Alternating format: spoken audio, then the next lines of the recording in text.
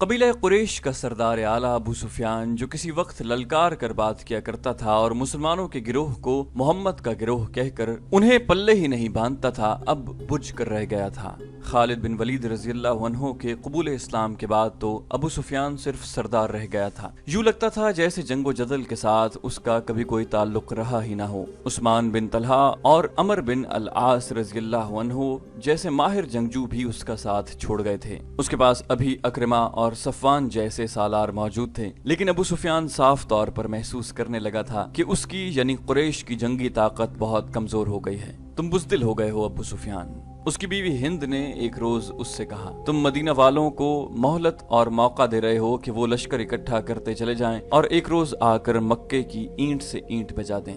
ابو سفیان نے مایوسی کے عالم میں کہا، میرے ساتھ رہ ہی کون گیا ہے؟ مجھے اس شخص کی بیوی کہلاتے شرم آتی ہے جو اپنے خاندان اور اپنے قبیلے کے مقتولین کے خون کا انتقام لینے سے ڈرتا ہے۔ ہند نے کہا۔ ابو سفیان نے جواب دیا، میں قتل ہو سکتا ہوں، میں بزدل نہیں، ڈرپوک بھی نہیں، لیکن میں اپنے وعدے سے نہیں پھر سکتا۔ کیا تم بھول گئی ہو کہ حدیبیہ میں محمد صلی اللہ علیہ وآلہ وسلم کے ساتھ میرا کیا معاہدہ ہوا تھا؟ اہل قریش اور مسلمان 10 سال تک آپس میں نہیں لڑیں گے۔ اگر میں معاہدہ توڑ دوں اور میدان جنگ میں مسلمان ہم پر غالب آ جائیں، تم مت لڑو۔ ہند نے کہا، قریش نہیں لڑیں گے، ہم کسی اور قبیلے کو مسلمانوں کے خلاف لڑا سکتے ہیں۔ ہمارا مقصد مسلمانوں کی تباہی ہے، ہم مسلمانوں کے خلاف لڑنے والوں کو درپردہ مدد دے سکتے ہیں۔ قریش کے سوا کون ہے جو مسلمانوں کے خلاف لڑنے کی جرت کرے گا؟ ابو سفیان نے کہا، موتا میں ہرقل اور غسان کے 1 لاکھ کے لشکر نے مسلمانوں کا کیا بگاڑ لیا تھا؟ کیا تم نے سنا نہیں تھا کہ 1 لاکھ کے مقابلے میں مسلمانوں کی تعداد صرف 3000 تھی؟ میں اپنے قبیلے کے کسی آدمی کو مسلمانوں کے خلاف لڑنے والے کسی قبیلے کی مدد کے لیے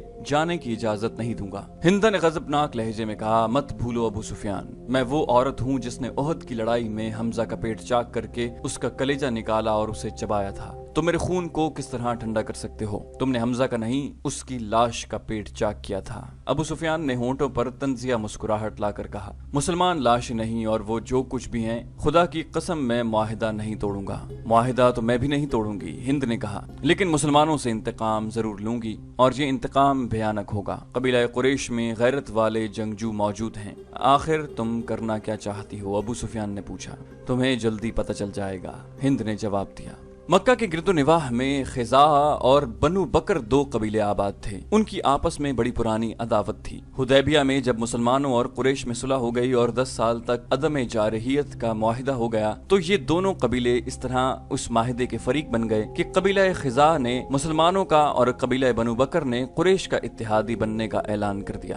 معاہدہ جو تاریخ میں صلح حدیبیہ کے نام سے مشہور ہوا، خزاعہ اور بنو بکر کے لیے یوں فائدہ مند ثابت ہوا کہ دونوں قبیلوں کے آئے دن کی لڑائیاں بند ہو گئیں۔ اچانک یوں ہوا کہ بنو بکر نے ایک رات خزاعہ کے ایک بستی پر حملہ کر دیا۔ یہ کوئی بھی نہ جان سکا کہ بنو بکر نے معاہدہ کیوں توڑ دیا تھا۔ ایک روایت ہے کہ اس کے پیچھے ہند کا ہاتھ تھا۔ خزاعہ چونکہ مسلمانوں کے اتحادی تھے، اس لیے ہند نے اس توقع پر خزاعہ پر بنو بکر سے حملہ کروایا تھا کہ خزاعہ مسلمانوں سے مدد مانگیں گے اور مسلمان ان کی مدد کو ضرور آئیں گے، اور وہ جب بنو بکر پر حملہ کریں گے تو قریش مسلمانوں پر حملہ کر دیں گے۔ ایک روایت یہ ہے کہ یہ غسانی عیسائیوں اور یہودیوں کی سازش تھی۔ انہوں نے سوچا تھا کہ قریش اور مسلمانوں کے اتحادیوں کو آپس میں لڑا دیا جائے تو قریش اور مسلمانوں کے درمیان لڑائی ہو جائے گی۔ بنو بکر خزاعہ کے مقابلے میں طاقتور قبیلہ تھا۔ غسانیوں اور یہودیوں نے بنو بکر کی ایک لڑکی اغوا کر کے قبیلہ خزاعہ کی ایک بستی میں پہنچا دی اور بنو بکر کے سرداروں سے کہا کہ خزاعہ نے ان کی لڑکی کو اغوا کر کے لے آئے ہیں۔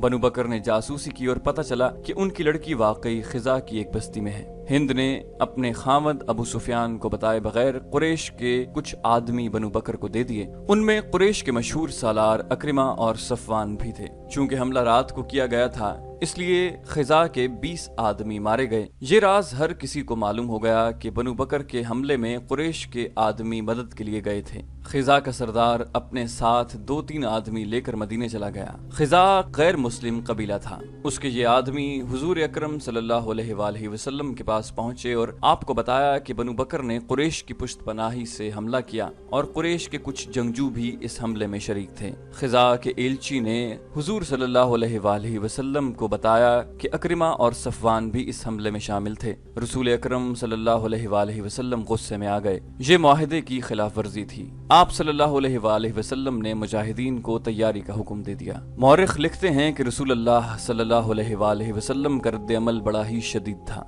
अगर मामला सिर्फ बनु बकर और खिजा की आपस में लड़ाई का होता तो हुजूर शायद कुछ और फैसला करते, लेकिन बनु बकर के हमले में कुरैश के नामी गरामी सालार अकरिमा और सफवान भी शामिल थे। इसलिए आप सल्लल्लाहु अलैहि वसल्लम ने फरमाया कि मुआहिदे की खिलाफ वर्जी की जिम्मेदारी अहले कुरैश पर आयद होती है। अबू सुफियान ने सुलह हुदैबिया की खिलाफ वर्जी की है। मदीना की गलियों और घरों में आवाजें सुनाई देने लगी, रसूलुल्लाह सल्लल्लाहु अलैहि वसल्लम के हुक्म पर हम मक्का की ईंट से ईंट बजा देंगे। अब कुरैश को हम अपने कदमों में बिठाकर दम लेंगे। रसूलुल्लाह सल्लल्लाहु अलैहि वसल्लम ने मक्का पर हमले के तैयारी का हुक्म दे दिया। अबू सुफियान को इतना ही पता चला था कि बनु बकर ने खिजा पर शबखून की तर्ज का हमला किया है और खिजा के कुछ आदमी मारे गए हैं। उसे याद आया कि अकरिमा और सफवान सुबह सवेरे घोड़ों पर सवार कहीं से आ रहे थे। उसने उनसे पूछा था कि वो कहाँ से आ रहे हैं, तो उन्होंने झूठ बोला था कि वो घुड़दौड़ के लिए गए थे।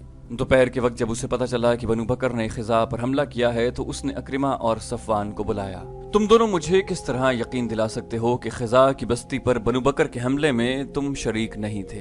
अबू सुफियान ने उनसे पूछा, क्या तुम भूल गए हो कि बनु बकर हमारे दोस्त हैं? सफवान ने कहा, अगर दोस्त मदद के लिए पुकारें तो क्या तुम दोस्तों को पीठ दिखाओगे? मैं कुछ भी नहीं भूला। अबू सुफियान ने कहा, खुदा की कसम तुम भूल गए हो कि कबीला कुरैश का सरदार कौन है।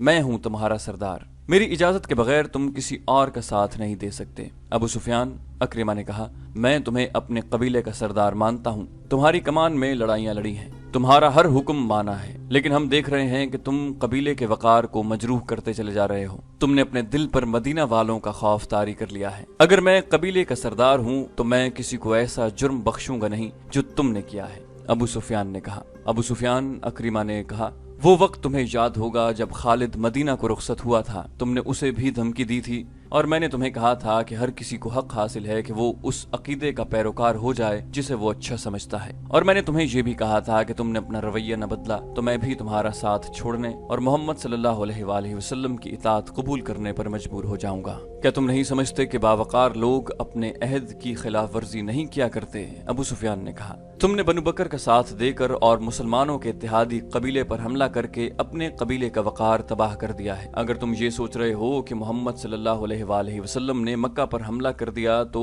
तुम हमला पसपा कर दोगे तो तुम खुशफहमी में मुब्तला हो। कौन से मैदान में तुमने मुसलमानों को शिकस्त दी है? कितना लश्कर लेकर तुमने मदीना को मुहासरे में लिया था? वहां से पसपाई का हुक्म तुमने दिया था। सफवान ने कहा, तुमने हार मान ली थी। मैं तुम जैसे जिद्दी और कोताहबीन आदमियों के पीछे पूरे कबीले को जलील ख्वार नहीं कराऊंगा। अबू सुफियान ने कहा, मैं मुसलमानों के साथ अभी छेड़खानी नहीं कर सकता। मैं मोहम्मद सल्लल्लाहु अलैहि वसल्लम को बताना चाहता हूँ कि हमारे एक दोस्त कबीले ने मुसलमानों के एक दोस्त कबीले पर हमला किया है और उसमें कुरैश के चंद एक आदमी शामिल हो गए थे, तो इससे ये मतलब न लिया जाए कि मैंने मुआहिदे की खिलाफ वर्जी की है। मैं मोहम्मद सल्लल्लाहु अलैहि वसल्लम को बताऊंगा कि कबीला कुरैश हुदैबिया के मुआहिदे पर कायम है। वो अकरिमा और सफवान को वहीं खड़ा छोड़कर वहां से चला गया। अबू सुफियान उसी रोज मदीना को रवाना हो गया। अहले मक्का हैरान थे कि अबू सुफियान अपने दुश्मन के पास चला गया है। उसके खिलाफ आवाजें उठने लगी। उसकी बीवी हिंद फुनकारती फिर रही थी।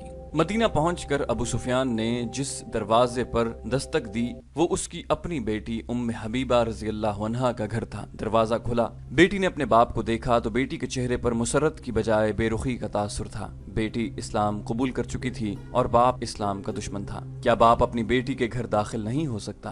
अबू सुफियान ने उम्मे हबीबा रज़ियल्लाहु अन्हा से पूछा, अगर बाप वो सच्चा मजहब कबूल कर ले जो उसकी बेटी ने कबूल किया है तो बेटी बाप की राह में आंखें बिछाएगी। उम्मे हबीबा रज़ियल्लाहु अन्हा ने कहा, बेटी अबू सुफियान ने कहा, मैं परेशानी के आलम में आया हूँ, मैं दोस्ती का पैगाम लेकर आया हूँ। उम्मे हबीबा रज़ियल्लाहु अन्हा ने कहा, बेटी क्या कर सकती है, आप रसूल खुदा सल्लल्लाहु अलैहि वसल्लम के पास जाएं। बेटी की इस बेरुखी पर अबू सुफियान सटपटा उठा। वो रसूल करीम सल्लल्लाहु अलैहि वसल्लम के घर की तरफ चल पड़ा।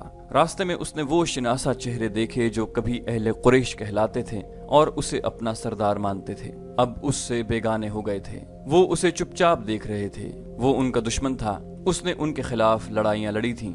ओहद की जंग में अबू सुफियान की बीवी हिंद ने मुसलमानों की लाशों के पेट चाक किए और उनके कान और नाकें काट कर उनका हार बनाया और अपने गले में डाला। अबू सुफियान अहले मदीना की घूरती हुई नजरों से गुजरता रसूल करीम सल्लल्लाहु अलैहि वसल्लम के यहाँ पहुंचा। उसने हाथ बढ़ाया। रसूल करीम सल्लल्लाहु अलैहि वसल्लम ने मुसाफा किया, लेकिन आपकी बेरुखी नुमायां थी। रसूल करीम सल्लल्लाहु अलैहि वसल्लम को इत्तला मिल चुकी थी कि बनु बकर ने अहले कुरैश की मदद से खिजा पर हमला किया है। आप सल्लल्लाहु अलैहि वसल्लम अहले कुरैश को फरेबकार समझ रहे थे। ऐसे दुश्मन का आप सल्लल्लाहु अलैहि वसल्लम के पास एक ही इलाज था कि फौज कशी करो ताकि वो ये न समझे कि हम कमजोर हैं। अबू सुफियान ने कहा, ए मोहम्मद सल्लल्लाहु अलैहि वसल्लम, मैं ये गलत फहमी रफा करने आया हूँ कि मैंने हुदैबिया के सुलहनामे की खिलाफ वर्जी की है। अगर बनु बकर की मदद को कबीला कुरैश के चंद आदमी मेरी इजाजत के बगैर चले गए थे तो ये मेरा कसूर नहीं, मैंने मुआहिदा नहीं तोड़ा।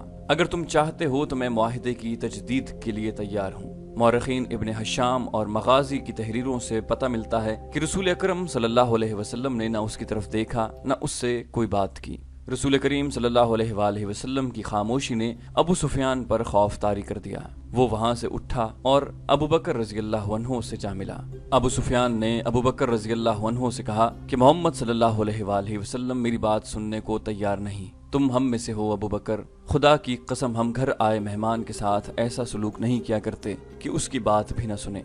मैं दोस्ती का पैगाम लेकर आया हूँ। अगर मोहम्मद सल्लल्लाहु अलैहि वसल्लम ने जो अल्लाह के रसूल हैं तुम्हारी बात नहीं सुनी तो हम तुम्हारी किसी बात का जवाब नहीं दे सकते। अबू बकर रज़ियल्लाहु अन्हु ने कहा, हम उस मेहमान की बात सुना करते हैं जो हमारी बात सुनता है। अबू सुफियान, क्या तुमने मोहम्मद सल्लल्लाहु अलैहि वसल्लम की बात सुनी है कि वो अल्लाह का भेजा हुआ रसूल सल्लल्लाहु अलैहि वसल्लम है? क्या तुमने अल्लाह के रसूल की ये बात नहीं सुनी थी कि अल्लाह एक है और उसके सिवा कोई माबूद नहीं? सुनी थी तो तुम रसूल अल्लाह सल्लल्लाहु अलैहि वसल्लम के दुश्मन क्यों हो गए? क्या तुम मेरी कोई मदद नहीं करोगे अबू बकर? अबू सुफियान ने इल्तिजा की। अबू बकर रज़ियल्लाहु अन्हु ने कहा, नहीं, हम अपने रसूल के हुक्म के पाबंद हैं। अबू सुफियान मायूसी के आलम में सर झुकाए हुए चला गया और किसी से हजरत उमर रज़ियल्लाहु अन्हु का घर पूछकर उनके सामने जा बैठा। इस्लाम के सबसे बड़े दुश्मन को मदीना में देखकर मुझे हैरत हुई है। हजरत उमर रज़ियल्लाहु अन्हु ने कहा, खुदा की कसम तुम इस्लाम कबूल करने वालों में से नहीं। अबू सुफियान ने उमर रज़ियल्लाहु अन्हु को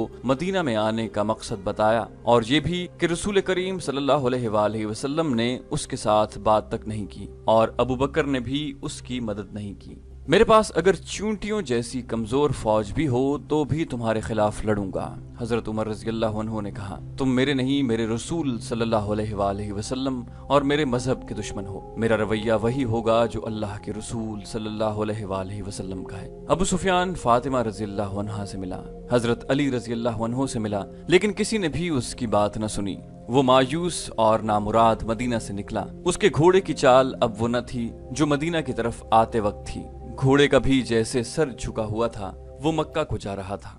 रसूल खुदा सल्लल्लाहु अलैहि वसल्लम ने उसके जाने के बाद इन अल्फाज में हुक्म दिया कि मक्का पर हमले के लिए ज्यादा से ज्यादा तादाद में फौज तैयार की जाए। आप सल्लल्लाहु अलैहि वसल्लम के हुक्म में खास तौर पर शामिल था कि जंगी तैयारी इतनी बड़े पैमाने पर हो कि मक्का वालों को फैसला कुन शिकस्त देकर कुरैश को हमेशा के लिए तहओतेग कर लिया जाए। इसके अलावा हुजूर सल्लल्लाहु अलैहि वसल्लम ने फरमाया कि कूच बहुत तेज होगा और उसे ऐसा खुफिया रखा जाएगा कि मक्का वालों को बेखबरी में दबोच लिया जाए या मक्का के करीब इतनी तेजी से पहुंचा जाए कि कुरैश को मोहलत न मिल सकी कि वो अपने इत्तेहादी कबाइल को मदद के लिए बुला सके। मदीना में मुसलमानों ने रातों को भी सोना छोड़ दिया। जिधर देखो तीर तैयार हो रहे थे। तीरों से भरी हुई तरकशों के अंबार लगते जा रहे थे। बर्छियां बन रही थीं। घोड़े और ऊंट तैयार हो रहे थे। तलवारें तेज हो रही थीं। औरतें और बच्चे भी जंगी तैयारियों में मसरूफ थे। रसूल अकरम सल्लल्लाहु अलैहि वसल्लम और सहाबा कराम रज़ियल्लाहु अन्हु भागते दौड़ते नजर आ रहे थे। मदीना में एक घर था जिसके अंदर कोई और ही सरगर्मी थी। वो गैर मुस्लिम घराना था। वहाँ एक अजनबी आया बैठा था। घर में एक बूढ़ा था, एक उधेड़ उम्र आदमी, एक जवान लड़की, एक उधेड़ उम्र औरत और 2-3 बच्चे थे। मैं मुसलमानों के इरादे देख आया हूँ। अजनबी ने कहा, उनका इरादा है कि मक्का वालों को बेखबरी में जालें। बिला शक शुबा मोहम्मद सल्लल्लाहु अलैहि वसल्लम जंगी चालों के माहिर हैं। उन्होंने जो कहा है वो करके दिखा देंगे। हम क्या कर सकते हैं? बूढ़े ने कहा। हम क्या कर सकते हैं? बूढ़े ने पूछा। मेरे बुजुर्ग अजनबी ने कहा, हम और कुछ नहीं कर सकते, लेकिन हम मक्का वालों को खबरदार कर सकते हैं कि तैयार रहो और इधर उधर के कबीलों को अपने साथ मिला लो और मक्का के रास्ते में कहीं घात लगाकर मुसलमानों पर टूट पड़ो। मक्का पहुंचने तक उन पर शब खून मारते रहो। मुसलमान जब मक्का पहुंचेंगे तो उनका दम खम टूट चुका होगा। कसम उसकी जिसे मैं पूजता हूँ। बूढ़े ने जोशीली आवाज में कहा, तुम अक्ल वाले हो, तुम खुदाई यहूदा के सच्चे पुजारी हो। खुदाई यहूदा ने तुम्हें अक्ल व दानिश अता की है, क्या तुम मक्का नहीं जा सकते? अजनबी ने कहा, नहीं। मुसलमान हर गैर मुस्लिम को शक की निगाह से देख रहे हैं। ये जानते हैं कि मैं यहूदी हूँ, वो मुझ पर शक करेंगे। मैं अपनी जान पर खेल जाऊंगा। मुझे उन यहूदियों के खून का इंतकाम लेना है जिन्हें मुसलमानों ने कत्ल किया था। मेरी रगों में बनु कुरैजा का खून दौड़ रहा है। ये मेरा फर्ज है कि मैं मुसलमानों को ज़रबे लगाता रहूं, और मैं अपना ये फर्ज अदा न करूं तो खुदा यहूदा मुझे उस कुत्ते की मौत मारे जिसके जिस्म पर खारिश और फोड़े होते हैं और वो तड़प तड़प कर मरता है। लेकिन मैं नहीं चाहता कि मैं पकड़ा जाऊं। मैं मुसलमानों को डंक मारने के लिए जिंदा रहना चाहता हूँ। मैं बूढ़ा हूँ। बूढ़े ने कहा, मक्का दूर है, घोड़े या ऊंट पर इतना तेज सफर नहीं कर सकूंगा कि मुसलमानों से पहले मक्का पहुंच जाऊं। ये काम बच्चों और औरतों का भी नहीं। मेरा बेटा है मगर बीमार है। इस इनाम को देखो जो हम तुम्हें दे रहे हैं। अजनबी यहूदी ने कहा, ये काम कर दो, इनाम के अलावा हम तुम्हें अपने मजहब में शामिल करके अपनी हिफाजत में ले लेंगे। क्या ये काम मैं कर सकती हूँ? उधेड़ उम्र औरत ने कहा, तुमने मेरी ऊंटनी नहीं देखी, तुमने मुझे ऊंटनी की पीठ पर कभी नहीं देखा। इतनी तेज ऊंटनी मदीना में किसी के पास नहीं है। हाँ, यहूदी ने कहा, तुम ये काम कर सकती हो। ऊंटों और बकरियों को बाहर ले जाओ, तुम्हारी तरफ कोई ध्यान नहीं देगा। तुम उन्हें चराने के लिए हर रोज ले जाती हो, आज भी ले जाओ और मदीना से कुछ दूर जाकर अपनी ऊंटनी पर सवार हो जाओ। उसने एक कागज एक औरत को देते हुए कहा, इसे अपने सर के बालों में छुपा लो। ऊंटनी को दौड़ाती ले जाओ और मक्का में अबू सुफियान के घर जाओ और बालों में से ये कागज निकाल कर उसे दो। औरत ने कागज लेते हुए कहा, मेरा इनाम मेरे दूसरे हाथ पर रख दो और इस यकीन के साथ मेरे घर से जाओ कि मुसलमान मक्का से वापस आएंगे तो उनकी तादाद आधी भी न होगी। उनके सर झुके हुए होंगे और शिकस्त उनके चेहरों पर लिखी हुई होगी। यहूदी ने सोने के 3 टुकड़े औरत को दिए और बोला, ये उस इनाम का निस्फ हिस्सा है जो हम तुम्हें उस वक्त देंगे जब तुम ये पैगाम अबू सुफियान के हाथ में देकर वापस आ जाओगी। अगर मैंने काम कर दिया और जिंदा वापस न आ सकी तो बाकी इनाम तुम्हारे बीमार खामद को मिलेगा। यहूदी ने कहा, ये औरत अपने ऊंट और बकरियां चराने के लिए गई। उन्हें वो हाँकती जा रही थी। किसी ने भी न देखा कि ऊंटों की पीठें नंगी थीं, लेकिन एक ऊंटनी सवारी के लिए तैयार की गई थी। उसके साथ पानी का मशकीजा और एक थैला भी बंधा हुआ था। औरत उस रेवड़ को शहर से दूर ले गई। बहुत देर गुजर गई तो यहूदी ने उस जवान लड़की को जो घर में थी कहा, वो जा चुकी होगी, तुम जाओ और ऊंटों और बकरियों को शाम के वक्त वापस ले आना। वो लड़की हाथ में गडरियों वाली लाठी लेकर बाहर निकल गई, लेकिन वो शहर से बाहर जाने की बजाय शहर के अंदर चली गई। वो इस तरह इधर उधर देखती जा रही थी जैसे किसी को ढूंढ रही हो। वो गलियों में से गुजरी और एक मैदान में जा रुकी।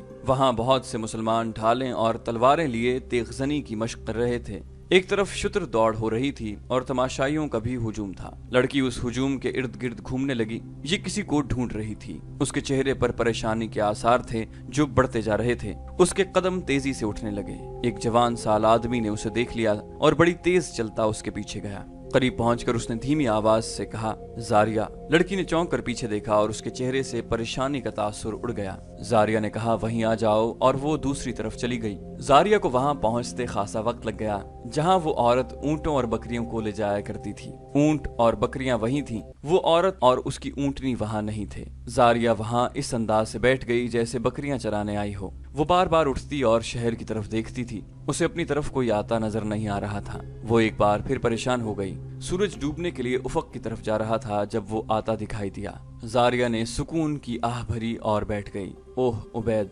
जारिया ने उसे अपने पास बिठाकर कहा, तुम इतनी देर से क्यों आए हो? मैं परेशान हो रही हूँ। क्या तुमने मुझे परेशानी का इलाज नहीं बताया? उबैद ने कहा, मेरे मजहब में आ जाओ और तुम्हारी परेशानी खत्म हो जाएगी। जब तक तुम इस्लाम कबूल नहीं करती मैं तुम्हें अपनी बीवी नहीं बना सकता। जारिया ने कहा, ये बातें फिर कर लेंगे, लेकिन आज मेरे दिल पर बड़ा बोझ आन पड़ा है। कैसा बोझ? मुसलमान मक्का पर हमला करने जा रहे हैं। जारिया ने कहा, तुम न जाओ उबैद, तुम्हें अपने मजहब की कसम है कि न जाना। मक्का वालों में इतनी जान नहीं रही कि वो हमारे मुकाबले में जम सकें। उबैद ने कहा, लेकिन जारिया, उनमें जान हो न हो, मुझे अगर मेरे रसूल सल्लल्लाहु अलैहि वसल्लम आग में कूद जाने का हुक्म देंगे तो मैं अल्लाह के रसूल का हुक्म मानूंगा। दिल पर बोझ न डालो जारिया। हमारा हमला ऐसा होगा कि उन्हें उस वक्त हमारी खबर होगी जब हमारी तलवारें उनके सरों पर चमक रही होगी। ऐसा नहीं होगा उबैद, ऐसा नहीं होगा। वो घात में बैठे होंगे। आज रात के पिछले पहर या कल सुबह अबू सुफियान को पैगाम मिल जाएगा कि मुसलमान तुम्हें बेखबरी में दबोचने के लिए आ रहे हैं। तुम न जाना उबैद, कुरैश और उनके दोस्त कबीले तैयार होंगे। उबैद ने बिदक कर पूछा, क्या कह रही हो जारिया? अबू सुफियान को किसने पैगाम भेजा है? एक यहूदी ने, जारिया ने कहा, और पैगाम मेरे बड़े भाई की बीवी लेकर गई है। मेरी मोहब्बत का अंदाजा करो उबैद, मैंने तुम्हें वो राज दे दिया है जो मुझे नहीं देना चाहिए था। ये सिर्फ इसलिए दिया है कि तुम किसी बहाने रुक जाओ। कुरैश और दूसरे कबीले मुसलमानों का कश्तो खून करेंगे कि कोई किस्मत वाला मुसलमान जिंदा वापस आएगा। उबैद ने उससे पूछ लिया कि उसके भाई की बीवी किस तरह और किस वक्त रवाना हुई है। उबैद उठ खड़ा हुआ और जारिया जैसी हसीन और नौजवान लड़की और उसकी वालिहाना मोहब्बत को नजरअंदाज करके शहर की तरफ दौड़ पड़ा। उसे जारिया की आवाजें सुनाई देती रहीं, रुक जाओ उबैद, और उबैद जारिया की नजरों से ओझल हो गया। रसूल करीम सल्लल्लाहु अलैहि वसल्लम को पूरी तफसील से बताया गया कि एक औरत बड़ी तेज रफ्तार ऊंटनी पर अबू सुफियान के नाम पैगाम अपने बालों में छुपा कर ले गई है। उसे अभी रास्ते में होना चाहिए था। रसूल करीम सल्लल्लाहु अलैहि वसल्लम ने उसी वक्त हजरत अली रजी अल्लाह अन्हो और हजरत जुबैर रजी अल्लाह अन्हो को बुलाकर उस औरत की और उसकी ऊंटनी की निशानियां बताईं और उन्हें उस औरत के रास्ते में पकड़ने को भेज दिया। हजरत अली और हजरत जुबैर रजी अल्लाह अन्हो के घोड़े अरबी नस्ल के थे और उन्होंने उसी वक्त घोड़े तैयार किए और एड़े लगा दी। उस वक्त सूरज गुरूब हो रहा था। दोनों शहसवार मदीना से दूर निकल गए। सूरज गुरूब हो गया।